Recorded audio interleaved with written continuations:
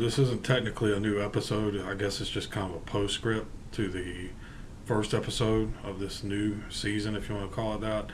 I just wanted to go ahead and get the guitar information out of the way for this second guitar I was going to feature this season. This one I did a little bit different than the last video. The last video I kind of yacked for quite a long time and then had the clip with the sound samples or whatever at the end of the episode. This one I kind of did backwards. I had the music at the beginning, so if anybody just wanted to check out what the guitar sounds like, you can actually do that within the first 2 minutes of this episode, which you've probably already seen if you've gotten to this point. This one was actually done with an Ibanez iron label 7-string. This one actually, I had one of these in all black the last season that I recorded some stuff, and this one of course is obviously not black. I got rid of that guitar since then, but I really missed having that particular model. This particular model was the same one that a buddy of mine named Jeremy had, who's in a band called Blackwater Drowning. You should go check them out if you like, metal. But he had this particular exact model, and I was really impressed with it. I really liked the walnut top on it. Of course, it has the EMG 707 pickups, just like the black one that I did. But this one doesn't have chrome hardware, which I'm not a big fan of. I like black hardware on guitars in general, and I really like the plain wood tops.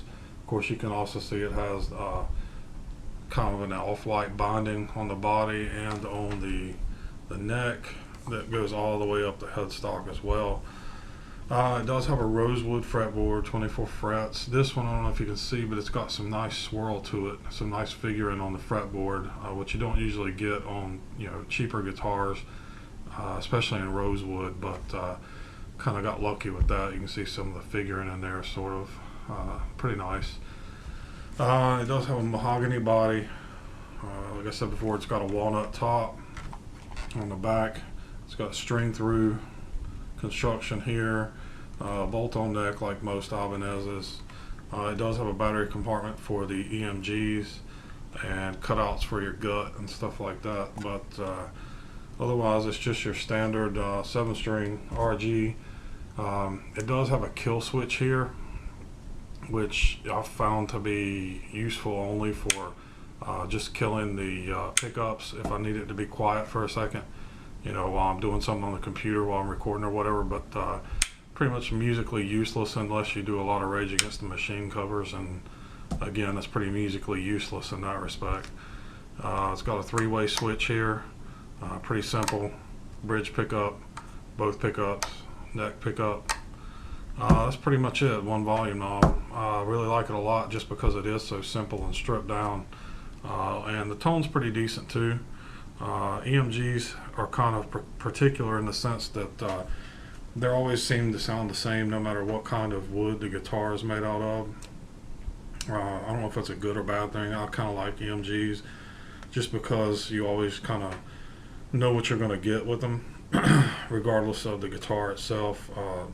You can tweak the tone quite a bit depending on your amp settings and all that, but EMGs are always going to be loud. They're always going to be quiet when you need them to be. Not a lot of feedback and buzz and everything else, but I don't know, I like them. But anyway, the first part of this video was the song that I used this guitar solely to record. Is tuned to A standard, so it's A, D, G, C, F, A, D from low to high, basically one step down from standard. I never can quite make up my mind whether I want to use B standard or A standard. I guess it just depends on the song, and since I only have one 7-string at this point in time, I just keep this one tuned to A standard with I think they're 1059 gauge Diodarios on it. But anyway, that's pretty much it for this little postscript. Next actual full episode, what I'll be doing is going over this particular guitar, which this is also an Ibanez iron label. This was an RGA model, and this one has DiMarzios and some other stuff I'll be going over, but that's going to be for the next episode, which is also going to feature one of my favorite Mega Man 2 themes from Dr. Wiley's Castle, because I like to kind of geek out on this stuff. But anyway, that's it. Any questions, comments, just drop them in the comment section. Later.